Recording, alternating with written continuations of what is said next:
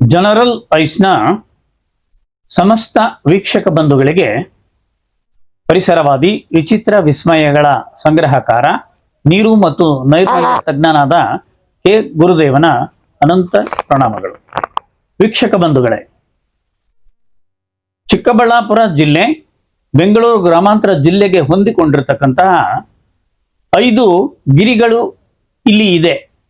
ಅದನ್ನ ಪಂಚಗಿರಿಗಳು ಅಂತಾನೆ ಕರೀತಾರೆ. ಆ ಪಂಚಗಿರಿಗಳಲ್ಲಿ ಪ್ರಧಾನವಾಗಿ ಇಡೀ ರಾಜ್ಯವನ್ನ ದೇಶದ ನಾನಾ ಮೂಲೆಗಳಿಂದ ಆಕರ್ಷಿಸುವಂತಹ ಗಿರಿಗಳ ಪೈಕಿ 5 ಗಿರಿಗಳ ಪೈಕಿ ಒಂದು ನಂದಿಗಿರಿ. ಅದನ್ನ ನಂದಿ ಹಿಲ್ಸ್, ನಂದಿ ಬೆಟ್ಟ ಅಂತಾನೆ ಕರೀತಾರೆ. ನಂದಿಗಿರಿ, ದಿಬ್ಬಗಿರಿ, ಸ್ಕಂದಗಿರಿ, ವಿಷ್ಣಗಿರಿ, ಬ್ರಹ್ಮಗಿರಿ, ಈ ತರದ 5 ಗಿರಿಗಳು ಏನಿದಾವೆ, 5 ಗಿರಿಗಳು ಕೂಡ ಪಾರಂಪರಿಕ ತಾಣಗಳಾಗಿರ್ತಕ್ಕಂಥ ಒಂದು ವಿಶೇಷವಾದ ಬೆಟ್ಟಗಳು.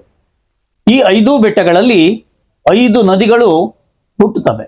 ಅದರಲ್ಲಿ ವಿಶೇಷವಾಗಿ ಅರ್ಕಾವತಿ ನದಿ ನಂದಿ ಬೆಟ್ಟದಲ್ಲಿ ಉದ್ಭವ ಆಗುತ್ತೆ. ಆ ನಂದಿ ಬೆಟ್ಟದಲ್ಲಿ ಉದ್ಭವಿಸ್ತಕ್ಕಂಥ ಅರ್ಕಾವತಿ ನದಿ ಅದು ದೊಡ್ಡಬಳ್ಳಾಪುರದ ಮುಖಾಂತರ ಹರ್ಕೊಂಡು ಬಂದು ರಾಮನಗರದ ಮುಖಾಂತರ ಅದು ಕಾಣಿಸ್ಕೊಂಡು ರಾಮನಗರದಲ್ಲಿ ಹರಿತಾ ಅದು ಕೊನೆಗೆ ಕಾವೇರಿ ನದಿಯನ್ನ ಸೇರ್ತಕ್ಕಂಥದ್ದು ಎಲ್ರಿಗೂ ಗೊತ್ತಿರತಕ್ಕಂಥದ್ದು.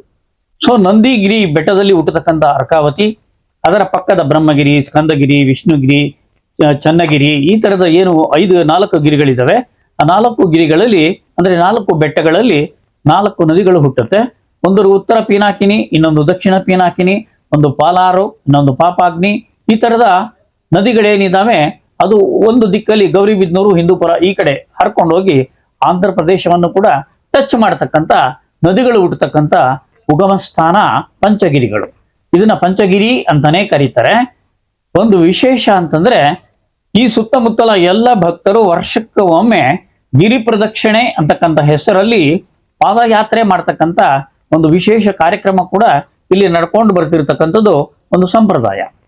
ಇಂತಹ ಪವಿತ್ರವಾದ ತಾಣ ಅನ್ಸ್ಕೊಂಡಿರ್ತಕ್ಕಂಥ ಈ ಪಂಚಗಿರಿಗಳಲ್ಲಿ ಇವತ್ತು ನಡೆಯಬಾರದ ಅಕ್ರಮಗಳು ನಡೀತಾ ಇದ್ದಾವೆ.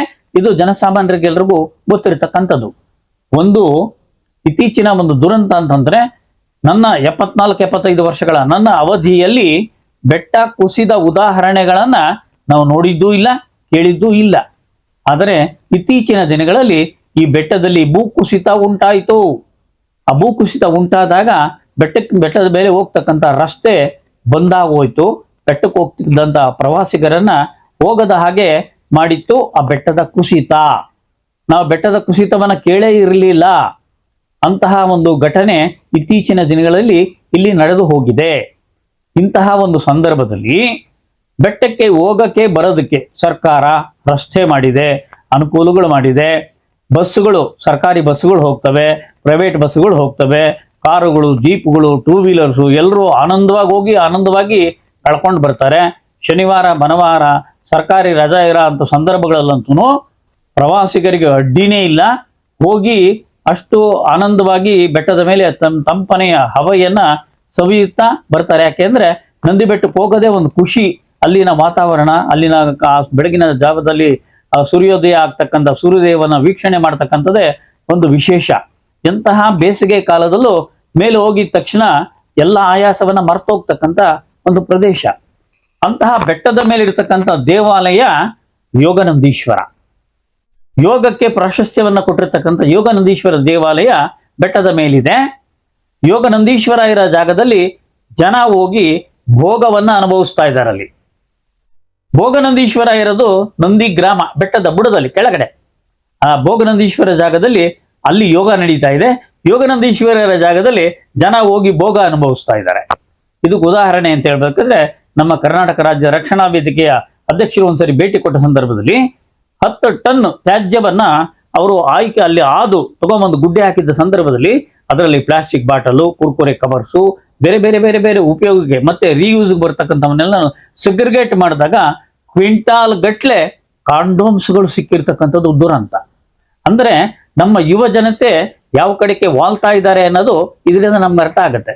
ನಂದಿ ಬೆಟ್ಟದ ಮೇಲೆ ಇರ್ತಕ್ಕಂಥ ಯೋಗನಂದೀಶ್ವರನ ಸನ್ನಿಧಿಯಲ್ಲಿ ಭೋಗದ ಕೆಲಸಗಳು ನಡೀತಾ ಇದೆಯಲ್ಲ, ಭೋಗದ ಕೆಲಸಕ್ಕೆ ಮತ್ತಷ್ಟು ಉತ್ತೇಜನ ಕೊಡ್ತಕ್ಕಂಥದ್ದು ಸರಿನಾ? ಇದು ಸರ್ಕಾರಗಳು ಚಿಂತನೆ ಮಾಡಬೇಕು, ಜನನೂ ಇದರ ಬಗ್ಗೆ ಜಾಗೃತರಾಗಬೇಕು.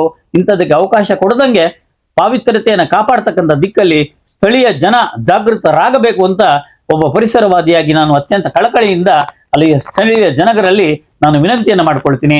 ಸರ್ಕಾರವೂ ಕೂಡ ಈ ದಿಕ್ಕಲ್ಲಿ ಎಚ್ಚರಿಕೆಯನ್ನು ತಗೊಳ್ಬೇಕು.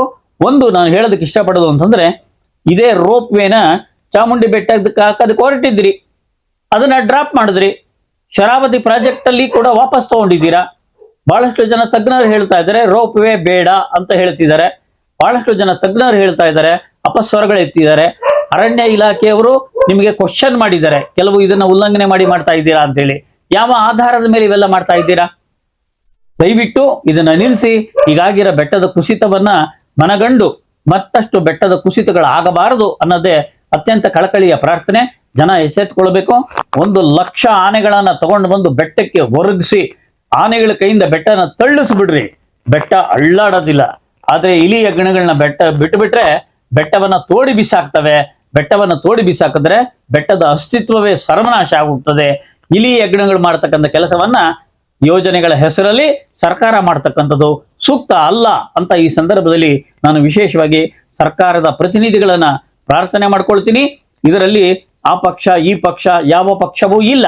ಎಲ್ಲರೂ ಕೂಡ ಜನಗಳ ಒಂದು ಹಿತಚಿಂತನೆಯನ್ನ ಮಾಡ್ತಕ್ಕಂಥ ಕೆಲಸವನ್ನ ಪಕ್ಷದವರು ಮನಗಂಡು ಅಭಿವೃದ್ಧಿಗೆ ಏನು ಬೇಕೋ ಅದು ಮಾಡಿ.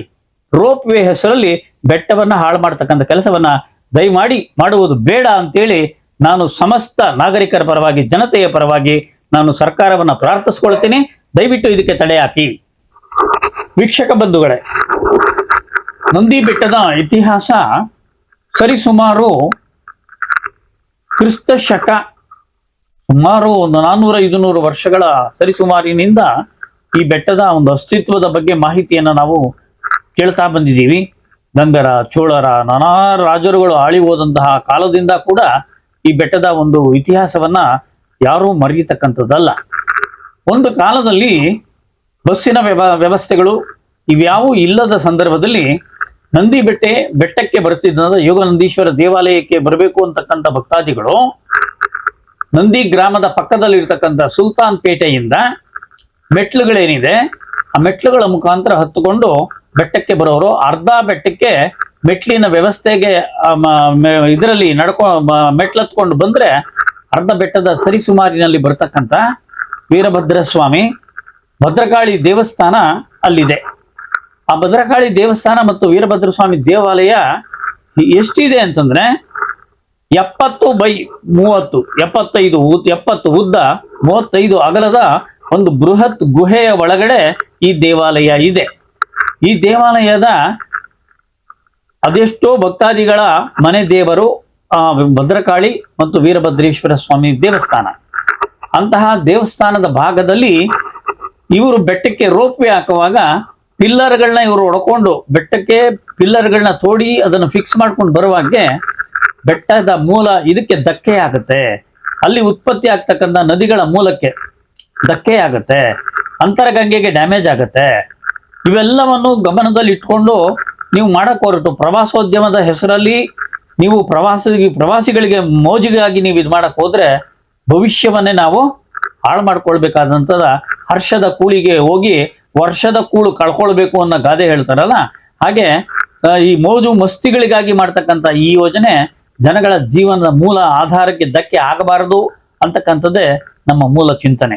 ಅದನ್ನ ದಯಮಾಡಿ ಆ ಥರ ಒಂದು ದುಸ್ಸಾಹಸಕ್ಕೆ ಕೈ ಹಾಕದೆ ಈ ಒಂದು ಪಾರಂಪರಿಕ ಬೆಟ್ಟವನ್ನ ಉಳಿಸಿ ಬೆಳೆಸ್ಕೊಳ್ತಕ್ಕಂಥ ಕೆಲಸವನ್ನ ಖಂಡಿತ ಮಾಡಬೇಕು. ಈಗಾಗಲೇ ಬೆಟ್ಟ ಕುಸಿತ ಆಗಿರ್ತಕ್ಕಂಥದ್ದು ಎಲ್ರಿಗೂ ಗೊತ್ತಿರ್ತಕ್ಕಂಥ ಸಂಗತಿ.